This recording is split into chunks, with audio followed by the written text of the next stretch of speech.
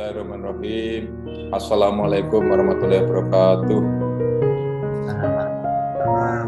Alhamdulillahirabbil alamin. Wassalatu wassalamu ala asyrofil anbiya wal mursalin wa ala alihi washabihi ajmain. Amma ba'du.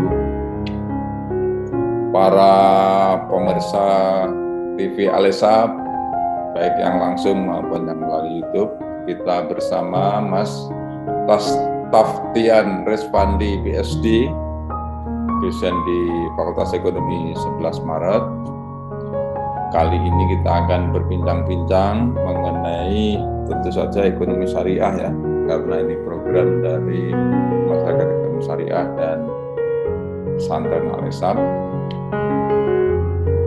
Kali ini Mas Dr. Andi mau menyampaikan topik masalah tentang bagi hasil ya. Kami persilakan Mas Andi memperkenalkan dulu sedikit 1 menit ya, silakan.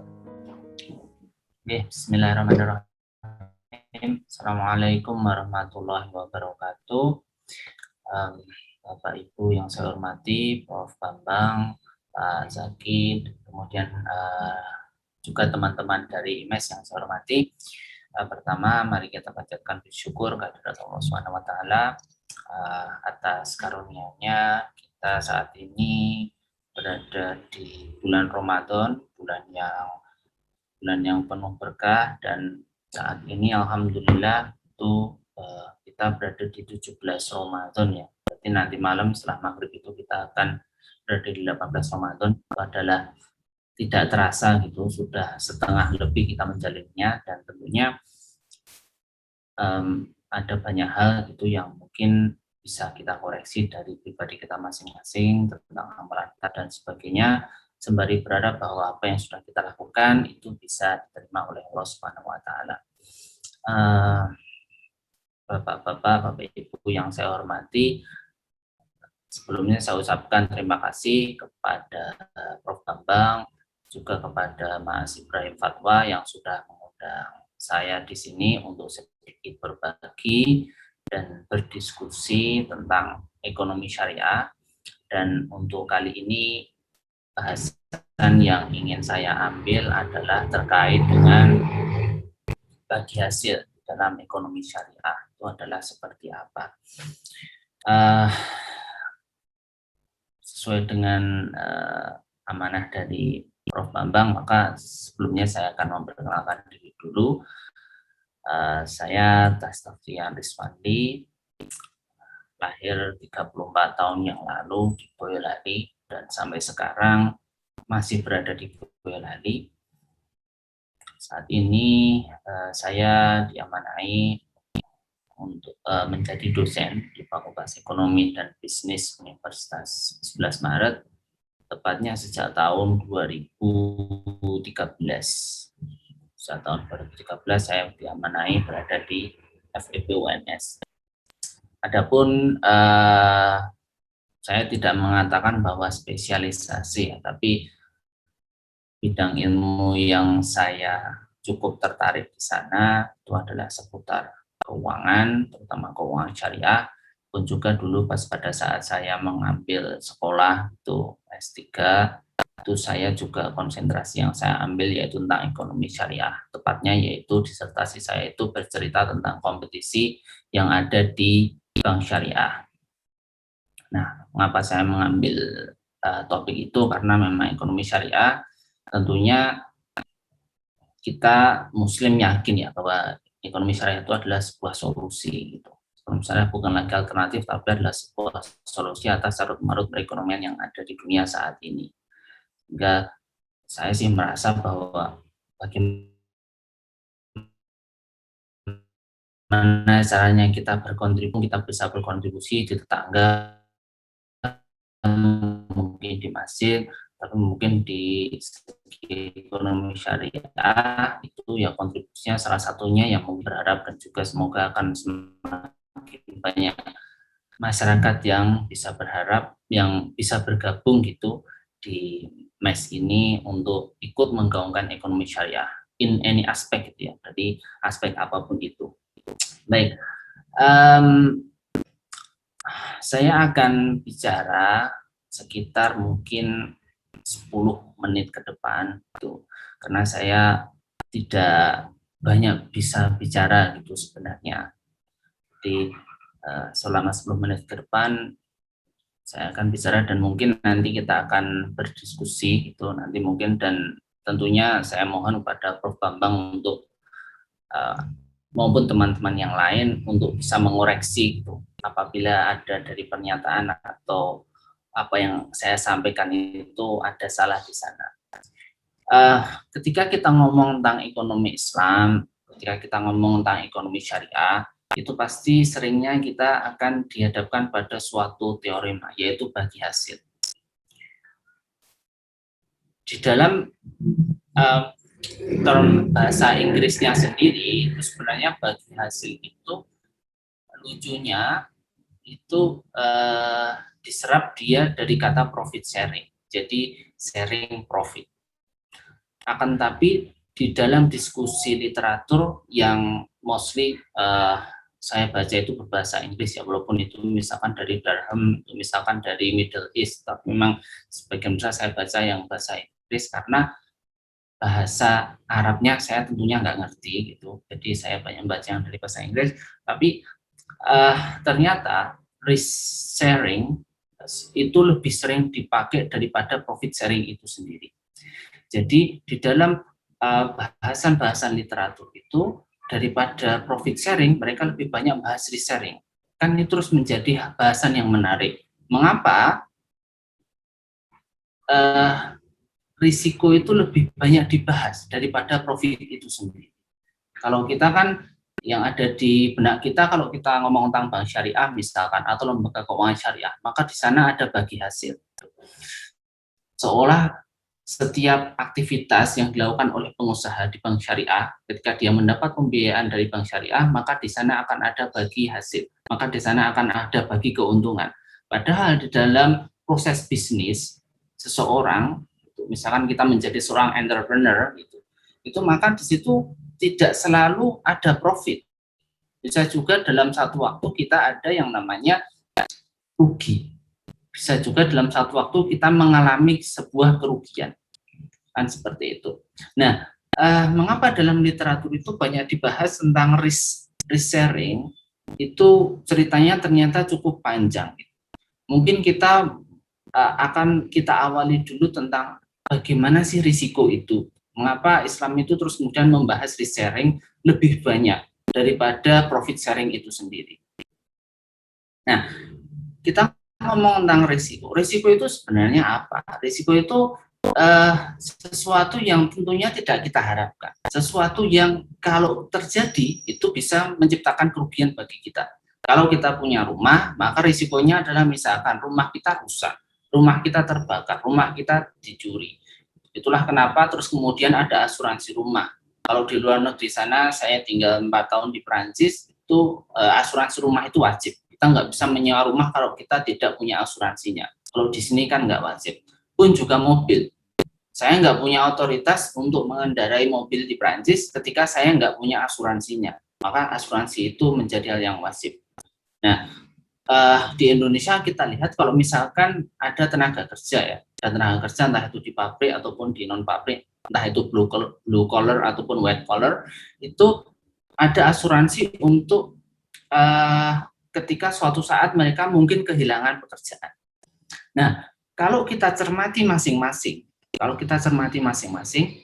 itu konsep asuransi itu sebenarnya konsep untuk menghilangkan risiko itu. Tadi kita bilang bahwa risiko itu sesuatu yang tidak kita inginkan, sesuatu yang kita tidak ingin mendapatkannya, itu kan risiko. Karena itu bisa menciptakan kerugian, bisa menciptakan loss bagi kita. Kita bisa rugi baik material maupun non material kan gitu. Nah, akan tetapi yang terjadi sekarang adalah dengan konsep asuransi itu kita berusaha untuk menghilangkan risiko yang ada. Nah, di dalam konsep asuransi, risiko itu agar bisa hilang, bahasa Inggrisnya itu to mitigate the risk. Itu risiko itu terus kemudian tidak kemudian itu dibuat sedemikian rupa, tapi itu risiko itu semua ditransfer. Jadi misalkan kalau kita mau beli asuransi, maka sebenarnya pada saat itu, misalkan saya punya mobil, kemudian saya membeli asuransi untuk mobil, maka pada saat itu apa yang terjadi? Saya mentransfer risiko mobil saya itu rusak kepada pihak asuransi. Pun juga ketika saya punya rumah, terus kemudian saya memberi asuransi perumahan, maka what I'm doing itu adalah saya mentransfer risiko apapun yang terjadi di rumah ini kepada pihak asuransi. Nah, sebenarnya dalam Islam itu harusnya nggak seperti itu. Dan nanti akan kita coba lihat. Sehingga dari beberapa hal tadi itu kita bisa mencermati bahwa sebenarnya risiko itu berhubungan dengan suatu ketidakpastian. Ada ketidakpastian di masa depan. Ketidakpastian bahwa nanti mobil saya itu rusak atau enggak, ketidakpastian bahwa nanti rumah saya itu nanti kira-kira terbakar atau dicuri. Ada banyak ketidakpastian yang lain gitu. Dan ketidakpastian itu berkaitan dengan masa depan. Kita sebagai muslim tentunya dibekali oleh iman, yaitu percaya bahwa masa depan itu ya hanya Allah yang tahu gitu. Bahkan Nabi Muhammad pun kan nggak tahu. Dalam sebuah hadis kan dikatakan seperti itu, ya itu hanya Allah yang tahu masa depan, apalagi kita sebagai manusia biasa. Nah, sehingga ketika kita menatap masa depan, kita akan berkaitan dengan yang namanya sebuah ketidakpastian. Ketika di sana ada ketidakpastian, maka akan ada risiko di sana, yaitu risiko yang muncul dari pilihan-pilihan kita atas ketidakpastian itu. Nah, ketika kita membuat suatu pilihan atas ketidakpastian itu, maka kan terus kemudian nanti mungkin pilihan kita bisa jadi benar, bisa jadi salah. Kadang pilihan kita benar, kita memutuskan untuk memilih sesuatu, misalkan saya memutuskan untuk bersekolah di sana, atau saya ingin mendaftar kampus sana, atau saya ingin mendaftar pekerjaan di sana. Itu sebuah pilihan dalam ketidakpastian. Nah, apakah pilihan kita itu benar atau tidak, itu tentunya nggak ada yang tahu. Kita sendiri nggak tahu kan. Makanya kita disuruh untuk berdoa agar pilihan kita itu benar. Nah, kita harusnya tetap percaya bahwa di dalam hidup ini, dengan segala ketidakpastian ini, dengan segala risiko yang ada, maka itu menjadikan kita muslim itu untuk selalu bergantung pada Allah. Kita harus yakin bahwa setiap apapun yang terjadi di dunia itu sudah ada skenario-nya juga. Sampai di Quran dikatakan sampai daun yang jatuh pun di tempat mana, di detik berapa, itu sudah ditentukan oleh Allah di Lauhul Mahfuz. Nah, poin utamanya adalah ketika di sana ada risiko, ketika di sana ada ketidakpastian, Islam itu mengajarkan kepada kita untuk berbagi. Bagaimana mungkin di sana ada risiko kok kita malah disuruh berbagi?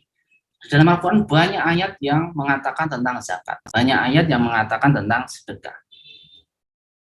Nah, mungkin kita nggak sadar ya, ayat-ayat tentang zakat, kita diminta untuk sedekah, kita diminta untuk berzakat, kita diminta untuk berinfak. Sebenarnya itu adalah proses untuk berbagi risiko. Bagaimana bisa?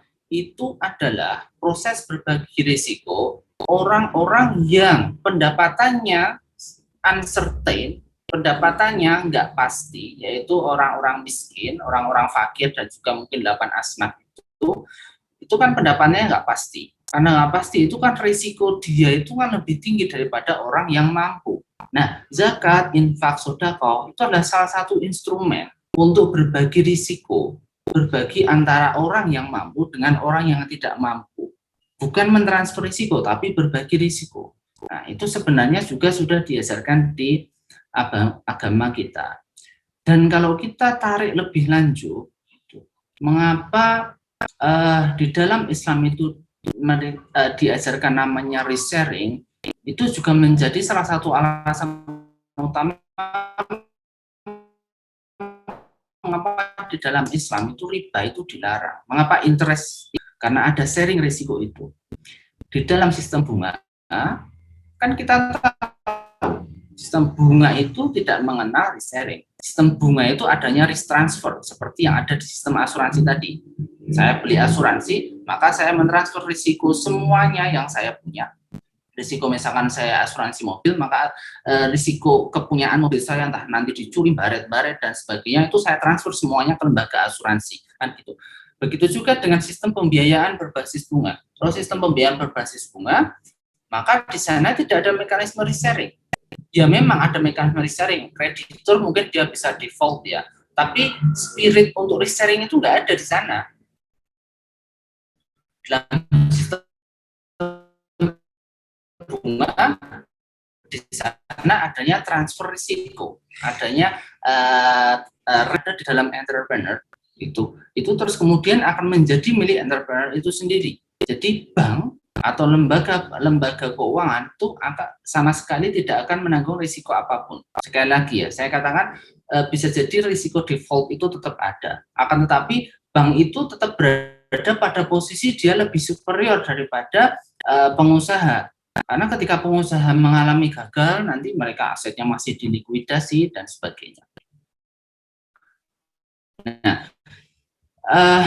dengan demikian, pembiayaan yang terjadi antara lembaga keuangan syariah dengan pengusaha itu terjadi transfer risiko antara lembaga keuangan, semua risikonya itu ditransfer ke pengusaha. Pengusaha itu harus menanggung semuanya. Ketika gagal, maka terus kemudian itu juga risiko itu semuanya menjadi tanggungan dari pengusaha itu sendiri. Sehingga bank itu seperti ya konsep untuk gotong royong, konsep untuk berjamaah, konsep untuk transfer risiko itu sama sekali tidak ada di sini. Misalkan pengusaha itu dia harus menghadapi masalah terkait dengan produksi, terkait dengan marketingnya, terkait dengan penjualannya, terkait dengan berbagai macam bisnis proses yang lain, semuanya dia tanggung dan bank itu sama sekali nggak mau tahu. Nah, jadi ini kan sebenarnya banyak dikritik oleh para ekonom syariah atau para ahli ekonomi syariah. Dan sampai salah satu pemenang Nobel ya, Joseph Stiglitz itu, dia bukan muslim ya, tapi dia itu sampai bilang bahwa dari sisi sosial,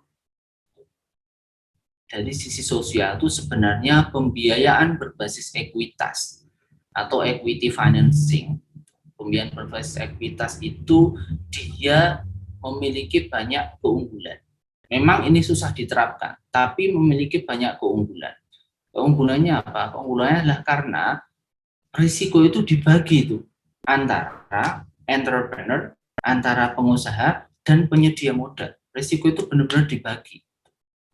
Dan ketika terjadi krisis, misalkan ini kan sudah ada kontrak ya, antara orang yang memberi dana, capital provider, dengan entrepreneur. Ketika terjadi krisis itu, entrepreneur ini dia tidak akan menanggung seberat ketika pembiayaannya, kontraknya itu berdasar utang. Ketika kontrak utang, maka pengusaha dia bisa, misalkan sekarang ini ya, COVID. Siapa yang bisa memprediksi COVID? Kan nggak ada juga.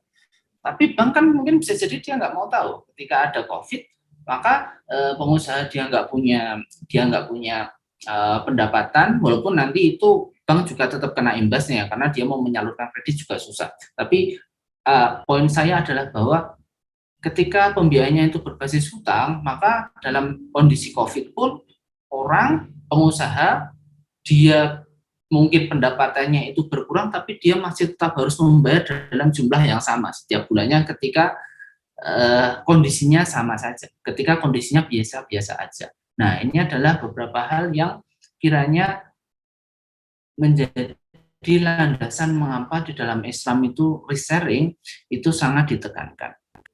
Dan mengapa itu harus ditekankan juga, sebenarnya alasan yang lain itu adalah karena ketika risk sharing itu diterapkan, ketika ada bagi hasil, ketika ada bagi risiko antara penyedia modal dan orang yang menggunakan modal, maka terdapat koordinasi yang intensif. Bayangkan ketika sistem pembiayaannya itu berbasis utang, maka bank itu nggak mau tahu apa yang dilakukan oleh entrepreneur, itu kan. Tapi ketika pembiayaannya itu berbasis bagi hasil, Ketika pembiayaan itu berbasis risk sharing, maka bank itu mau nggak mau dia pasti akan ikut memonitor secara penuh. Walaupun di dalam sistem sekarang ini dengan penuh uncertainty-nya itu sangat tinggi, terus kemudian market imperfection-nya itu juga sangat tinggi, itu akan susah dan itu sangat costly. Memang sistem bagi hasil ini sangat costly, ini sangat-sangat berbiaya tinggi. Tapi sebenarnya di balik semua itu ada yang namanya koordinasi yang lebih intensif, terus kemudian monitoring yang lebih tinggi, dan lembaga keuangan itu bisa menjadi partner real usaha. Apa yang terjadi dengan sekarang? Apa yang terjadi di dunia sekarang? Jadi lembaga keuangan itu mereka tidak mau berpartner, tapi yang mereka lakukan itu justru mereka malah membuat instrumen-instrumen lain. Kan mereka dituntut untuk menciptakan laba, menciptakan profit. Alih-alih mereka itu menambah pembiayaan kepada sektor real, meng-create sektor real, tapi mereka malah menambah instrumen-instrumen yang itu sama sekali nggak berkaitan dengan sektor real, seperti derivatif. Dan kalau kita melihat mengapa krisis ini terjadi di negara-negara yang notabene di sana itu banyak profesor, banyak expert di bidangnya, banyak financial analyst. Seperti yang terjadi di Yunani, itu ilmuwan di bidang economics and finance itu banyak para peneliti, itu banyak itu peneliti-peneliti dari Yunani, pun juga banyak peneliti-peneliti juga dari Amerika. Tapi kemudian pertanyaannya itu mengapa Yunani itu negara yang sampai rasio utangnya itu lebih dari 100%. Mengapa Amerika itu kalau terjadi krisis biasanya permulaannya itu dari Amerika? Salah satunya karena derivatif itu tadi. Karena mereka itu orang-orang lembaga keuangan, mereka itu sama sekali sudah nggak mau menyentuh sektor real, akhirnya mereka membuat instrumen-instrumen untuk financial innovation itu, untuk meng-create laba dari uang. Jadi bagaimana uang itu bisa dibuat menjadi uang lagi tanpa itu bersentuhan dengan sektor real. Nah, jadi itu adalah latar belakangnya. Terus kemudian sekarang saya mau sedikit ngomong, mungkin sekitar 1 menit ke depan, penerapan di lembaga keuangan syariah.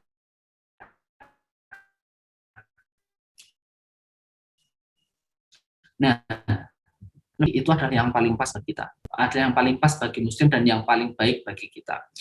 Dan harusnya itu juga applicable baik bagi non muslim maupun baik bagi muslim maupun bagi non muslim. Tapi kita juga harus melihat fakta bahwa saat ini yang namanya lembaga keuangan syariah itu dia hanya berkembang di negara-negara muslim saja. Di negara non-muslim dia sama sekali tidak berbank syariah, tapi ternyata di sana bank syariah juga tidak ada. Ada sih, tapi itu tidak disebut sebagai lembaga yang benar-benar legal. Di Prancis pun juga sama, ada salah satu bank syariah di sana terdaftar, tapi belakangan ada berita bahwa itu terus kemudian dilarang. Artinya bank syariah itu bisa berkembang di negara muslim karena memang ada spirit di sana. Karena masyarakatnya memang ini adalah bagian dari agama, sehingga saya harus berkontribusi di situ. Jadi kalau kita melihat fakta sekarang ya memang agak miris karena perkembangannya itu masih jauh dari yang diharapkan. Misalkan Indonesia, kita sampai sekarang itu masih berada pada market share bank syariah masih berada pada di bawah 10%, sekitar 6 atau 7%. Dan dari dulu sampai sekarang masih juga seperti itu. Bukan. Padahal lembaga keuangan syariah ini cukup penting ya perannya, karena dia mungkin bisa meningkatkan inklusi keuangan, meningkatkan pertumbuhan UMKM, karena dia fokusnya itu ada di sektor real, dan juga tentunya risikonya itu harusnya lebih rendah. Mengapa lebih rendah? Walaupun bagi hasil itu terkesan risikonya lebih tinggi, tapi kan di sana itu tidak boleh ada spekulasi, bisnisnya itu harus dimonitor benar-benar, sehingga kalau benar-benar diterapkan, pembiayaan berbasis bagi hasil ini sangat luar biasa.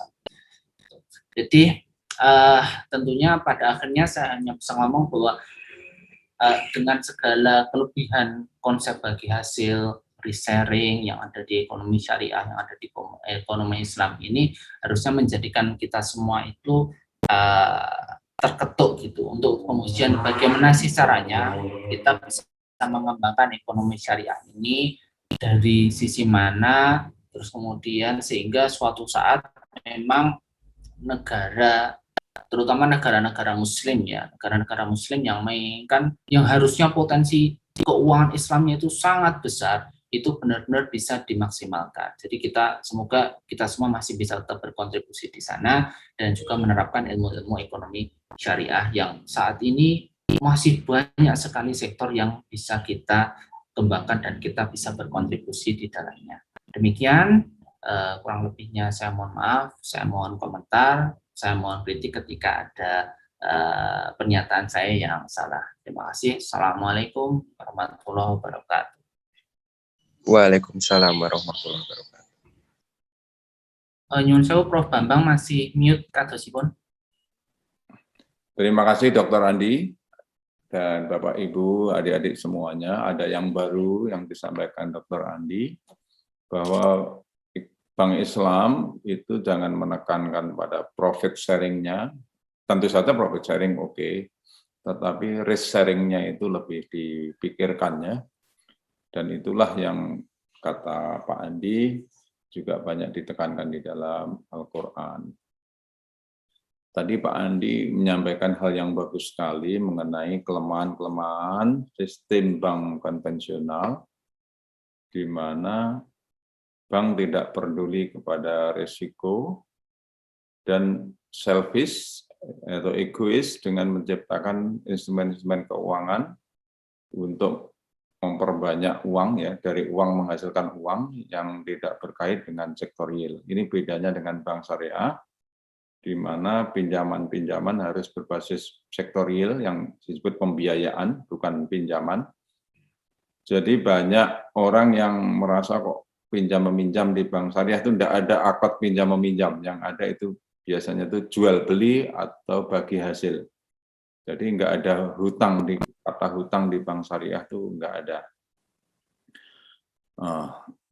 Inilah yang saya katakan poin yang penting dari Dr. Andi mengenai risk sharing dan mengenai apa itu instrumen-instrumen di sektor keuangan yang kemudian banyak membuat krisis. Jadi Bank Islam ini alhamdulillah sebetulnya anti krisis, ya. Oke, itu pembuka diskusi dari saya. Cuma aplikasinya mungkin agak rumit juga nih, Dr. Andi. Bisa nggak itu konsepnya tuh menjual risiko, ya, atau membeli risiko di dalam bank itu kira-kira bagaimana kira-kira supaya tidak berbasis menjual laba tapi menjual risiko? Tolong diperdalam lagi, Dr. Andi. Iya, Prof. Jadi mohon nanti bisa dikoreksi dan ditambahkan. Memang bank syariah itu dia lembaga profit. Tapi yang membedakan dengan bank konvensional itu sebenarnya dia itu tidak purely profit.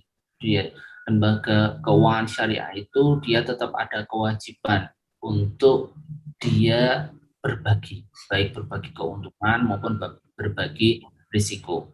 Saya juga dengar itu dari misalkan dari saya ada teman itu kerja di dompet duafa atau di rumah zakat itu.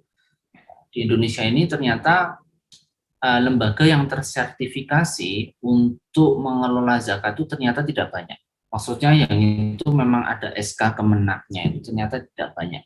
Tapi ada ribuan lembaga yang itu tidak tersertifikasi, yang itu mengelola zakat.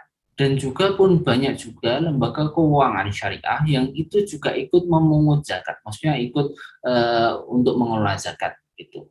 Nah, sebenarnya kalau itu bisa dimaksimalkan itu akan sangat luar biasa.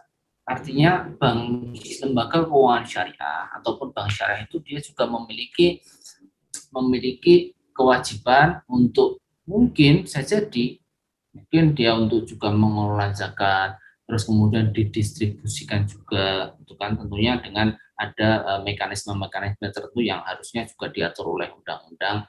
Dan kalau terkait dengan profit sharing ataupun terkait dengan risk sharing, saya kira itu menjadi kewajiban kita Muslim untuk senantiasa belajar, dan juga itu juga menjadi kewajiban bagi bank untuk selalu mensosialisasikan tentang bank syariah itu sebenarnya bagaimana. Nah, yang terjadi, yang ada di benak masyarakat itu adalah kalau kita dengan nabung di bank syariah, maka seperti halnya yang terjadi di bank konvensional tentunya, yaitu nanti setiap bulan saya akan mendapatkan bagi hasil setara dengan bunga sekian persen, dan seterusnya. Nah, yang harus ditanamkan kepada masyarakat itu bahwa bank syariah itu dia itu fungsinya itu sebagai partner bagi bisnis dan juga partner bagi orang yang menabung. Sehingga konsep bagi hasil itu tidak harus selalu bagi hasil. In some extent di dalam beberapa kasus bisa jadi nanti tidak ada sama sekali laba yang dibagi. Walaupun ada yang namanya di dalam bank itu ada yang namanya loan loss reserve misalkan, atau ada yang namanya cadangan kerugian pengurangan nilai ya kalau di bank konvensional, dan juga di bank syariah akan ada. Artinya agar income banknya itu smooth, pun juga nanti pemberian kepada nasabah itu juga nanti pada akhirnya bisa smooth. Tapi saya kira bank syariah itu perlu gitu. Dia mensosialisasikan bahwa bank syariah itu adalah partnership, dan itulah kenapa di beberapa negara yang lain itu di Turki itu namanya bukan bank syariah, namanya itu participation bank. Di beberapa negara lain ada yang tidak mau ngomong dia namanya itu bukan Islamic bank tapi dia partnership bank. Jadi pada intinya fungsi dari partnership, fungsi dari kebersamaan jamaah gitu ya kalau dalam Islam, ini memang sebenarnya menjadi spirit bagi bank syariah agar bisa beroperasi dan didukung tentunya oleh Muslim di sekitarnya. Saya kira itu, Prof. Mungkin banyak yang kurang, mungkin panjenengan bisa menambahkan. Harusnya bank syariah itu bagaimana? Banyak yang bisa dieksplor lagi nih, nggak cukup waktunya ini. Tapi kalau ada audien yang ingin bertanya, kami persilahkan. Salah satu dari yang hadir, mumpung ada Dr. Andi.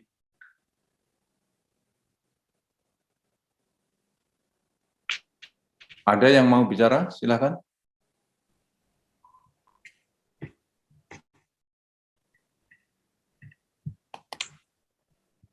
Ya, itu begini, dokter. Tadi disampaikan kalau Bank Islam boleh menerima zakat atau izinnya itu otomatis. Itu salah satunya ada Gorim ya. Cuma Gorim itu kan yang bangkrut, yang macet-macet dibayar dari situ. Memungkinkan enggak itu? Cuma itu uang zakatnya biasanya kecil banget, nggak cukup untuk nutup miliaran. Yang paling bisa itu pemerintah. Pemerintah itu kan karena pengusaha ini sudah menciptakan pekerjaan yang sangat berjasa bagi pemerintah, pemerintah menanggung resikonya itu dengan pajak. Wah, sudah ada ini. Nanti disambung lagi ya. Nah. Pak Andi, terima kasih. Terpaksa kita cut karena keadaan. Bapak, Ibu, adik-adik semua, selamat berbuka puasa. Dan kita akhiri dengan hamdalah. Alhamdulillahirrahmanirrahim. Terima kasih Dr. Andi. Sama-sama. Bapak Ibu semuanya, selamat berbuka. Assalamualaikum warahmatullahi wabarakatuh. Assalamualaikum warahmatullahi wabarakatuh.